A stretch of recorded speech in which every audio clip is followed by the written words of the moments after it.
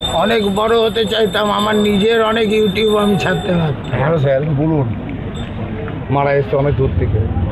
নমস্কার বন্ধুরা, আমি এসছি তারাপীঠ মহাশ্মশানে। আর এই বাবার সাথে আমার যোগাযোগ হলো, কথা হলো, খুব ভালো লাগলো ওনার কথা শুনে।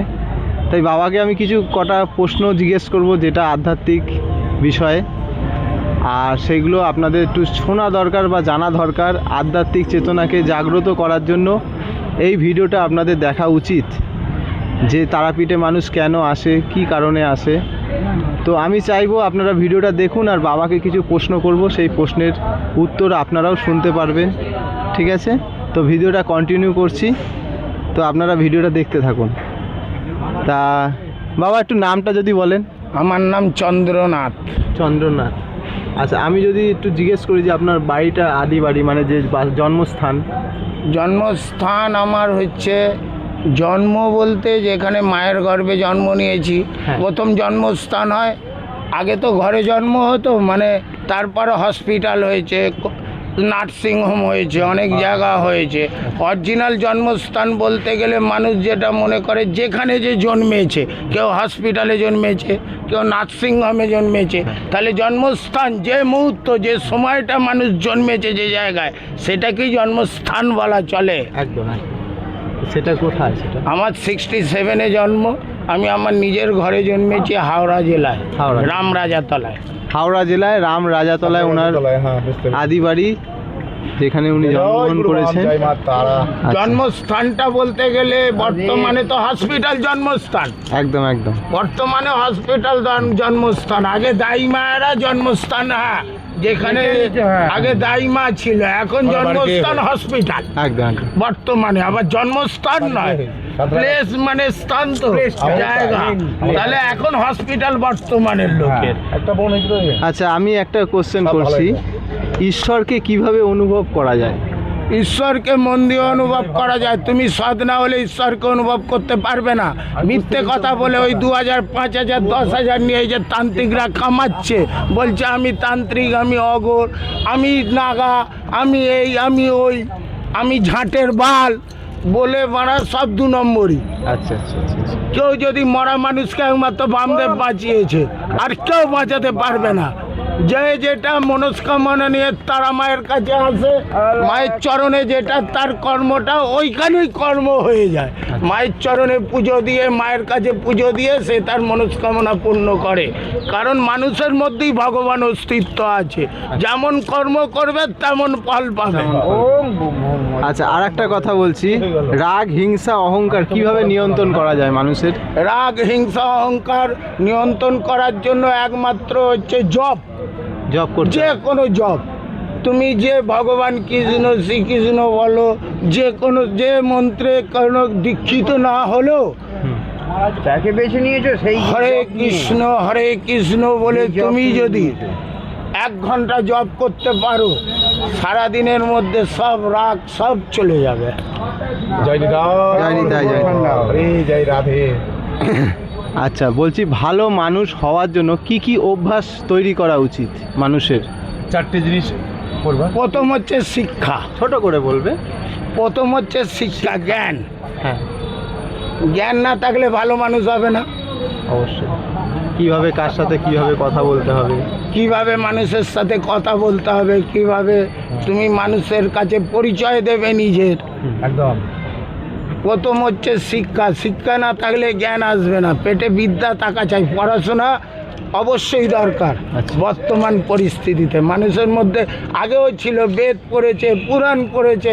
আগেকার রাজা মহারাজাদের যারা সন্তানরা ছিল, তারা বেদ পুরাণ পড়ত ঋষিমণি ঋষিদের কাছে, তারাও কিছু শিক্ষা নিয়েছে। আচ্ছা। তো জপ বা প্রার্থনা কতটা গুরুত্বপূর্ণ? প্রার্থনা হচ্ছে শরীরের একটা অঙ্গ। মানে মনকে শান্ত করার জন্য জপ করতে হবে। জপ অবশ্যই দরকার করতে হয়। এতে রাগ, তুমি তোমার মা বাবাকেও স্মরণ করো, যদি জপ করো 1 ঘন্টা, কোনো গুরু দরকার নেই। মা বাবাকে স্মরণ করো, যদি তুমি 1 ঘন্টা জপ করো, প্রার্থনা করো, এক মনে, এক চিত্তে, ওতেই তোমার সব কিছুর সমাধান। আচ্ছা, মানুষের কর্মফল কিভাবে কাজ করে? কর্মফল হচ্ছে কর্মযুক্ত ফল। কর্মটা কি? কর্ম বলতে শুধু যে ওই কাজ বলে কর্ম নয়, না, মানুষের কর্ম অনেক কিছু আছে। সকালবেলা কেউ উঠে ব্রহ্ম সময় উঠে সে স্নান করলো, সে শারীরিক সব কিছু শরীরের আবর্জনা দূর করে স্নান করে সে জপ করছে, সেটাও একটা কর্ম, তার ফলটা আলাদা আছে। আর কেউ আবার সকালবেলা উঠে ভোরবেলা উঠে কোনো বেশ্যাখানায় গিয়ে কোনো মেয়ে ছেলের সঙ্গে সঙ্গম করেও কর্ম করছে, সেটাও একটা কর্ম। জয় মা তারা। আচ্ছা এই সত্য কথা। আচ্ছা, আর একটা কোশ্চেন বলছি সত্যিকারের গুরু কি করে চেনা যাবে? সদ্গুরু চিনতে গেলে, এখনকার দিনে সদ্গুরু চেনা বর্তমানে কিন্তু সদ্গুরু খুবই চিনতে গেলে কষ্টকর ব্যাপার। আগে তুমি তোমার বাবাকে চিনতে হবে, তাহলে সদ্গুরু চিনতে পারবে। চিনতে হবে। তুমি ঠিক বলেছো। নিজের বাবাকে সকালবেলা উঠে প্রণাম না করে তুমি গুরু খুঁজছো, তুমি গুরুকে প্রণাম করবে, কোনোদিন সত্যিকারের গুরু পাবে না। মা বাবাই হচ্ছে প্রকৃত গুরু। তেনারা যদি চলে যান মানে পরলোকগামী হন, তারপরেও তেনাদের ছবিতেও প্রণাম করে আগে মনটাকে শুদ্ধ করো, তবে সত্যিকারের গুরু খুঁজে পাবে। ঠিক বলেছো। বাপ্পাকে ভক্তি না করলে কিছুই পাওয়া যাবে না। আচ্ছা, আর একটা কথা বলছি, ভাগ্য বড় না কর্ম বড়? কর্ম বড়, কর্ম বলো। জগৎ সংসারে কর্ম বড়। অনেকে বলেন আমার ভাগ্যে নেই, এটা আমি পেলাম না। কর্ম করলে ভাগ্য পাবে। তুমি বেইমানি করে কর্ম করে তুমি আমি যেমন সাধু, আমি যদি বেইমানি করে কর্ম করে মানুষের থেকে টাকাটাই আমার যদি সব কিছু হয়, অর্থটা, তাহলে তোমার ভাগ্য তো খুলবে না। ওই কর্মের পয়সা তোমার কোনো রোগ নাড়া বা সব কিছুতে ঢুকে যাবে, চলে যাবে, থাকবে না। ভাগ্য বড় নয়, কর্ম বড়। সৎকর্ম করো, তবেই ভাগ্যকে ফিরে পাবে। বাহ বাহ বাহ, জয় মা, জয় মা। সাধু হয়েছি এসি ঘরে থাকার জন্য নয়, এয়ার কন্ডিশন ঘরে থাকার জন্য নয়, সাধারণভাবে থাকার জন্য, শুধু দুটো অন্ন বাঁচার জন্য অন্ন। আগেকার মহারিষিরা এমন এক একটা বীজ আছে, দানা আছে, ফল আছে, গাছের ডাল আছে, খেয়ে এক গ্লাস জল খেলে ক্ষুধা মেটে যায় মানুষের, আর খিদে থাকবে না। আচ্ছা, আর একটা বলছি, দর্শককে একটু যদি জানান যে ধ্যান করার প্রকৃত কিভাবে পদ্ধতি আছে, ধ্যানটা কখন কিভাবে করতে হয় একটু যদি বলেন। ধ্যান হচ্ছে একটা হচ্ছে ব্রহ্ম সময়ে ধ্যান হবে। টাইমটা ওটা ব্রহ্ম সময় কোন? ব্রহ্ম সময় 4:30 থেকে 5টার মধ্যে তুমি সব কিছু, 4:30 মধ্যে তুমি ব্রহ্ম সময় এই জায়গায় বসে ধ্যান হবে, হাতটা এই জায়গায় থাকবে। ব্রহ্ম সময় হাতটা এই জায়গায় থাকবে ধ্যানে, মধ্যাহ্ন সময় এই জায়গায় থাকবে, আর সন্ধ্যের সময় এই জায়গায় থাকবে নাভির নিচে। আচ্ছা আচ্ছা। তিনবার ধ্যান করতে হয়। আর বলছি সংসারে থেকেও কি আমাদের আপনাদের মতো?